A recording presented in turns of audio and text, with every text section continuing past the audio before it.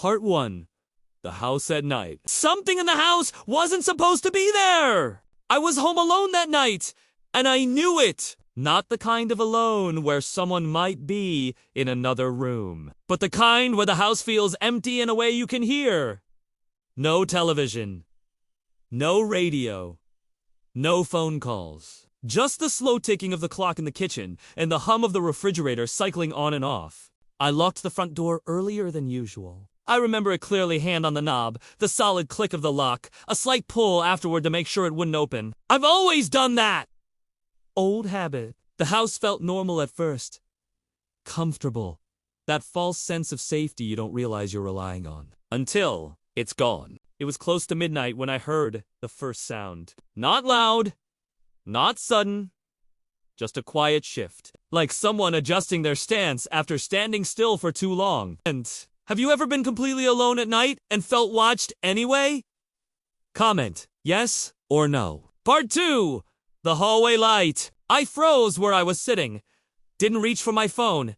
Didn't move my head. Just listened. The sound didn't repeat itself.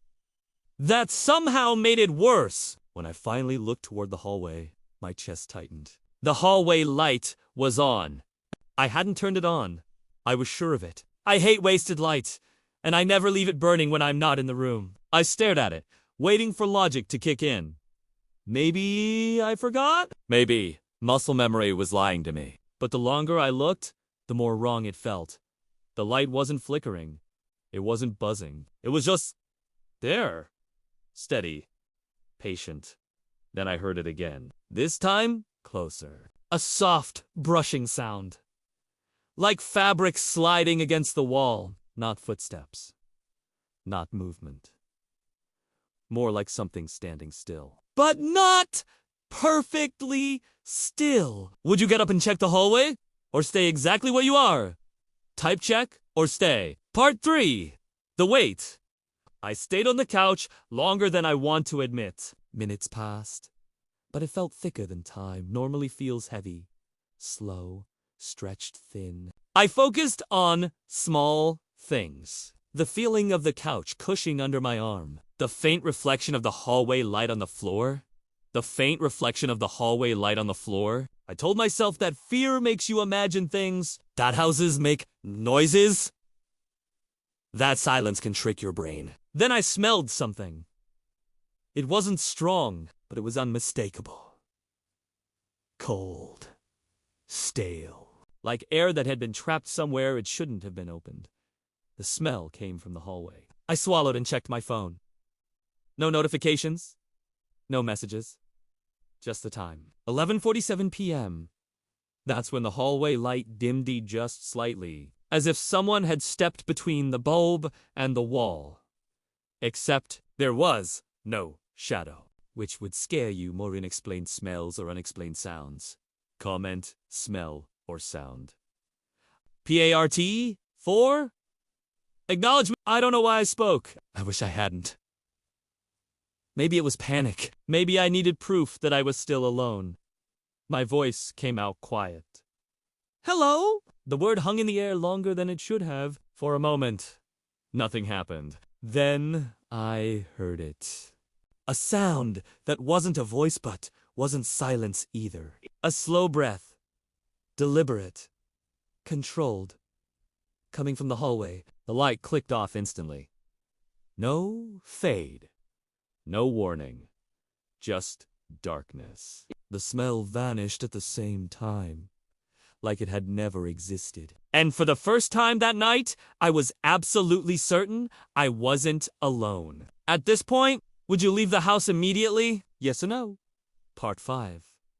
The door. I stayed where I was until my legs started to ache. I don't know how long it took before the hallway light turned back on. When it did, everything looked normal. Too normal. No smell, no sound. The house had settled back into itself, like nothing had happened. That's when I noticed a door at the end of the hallway. It was open.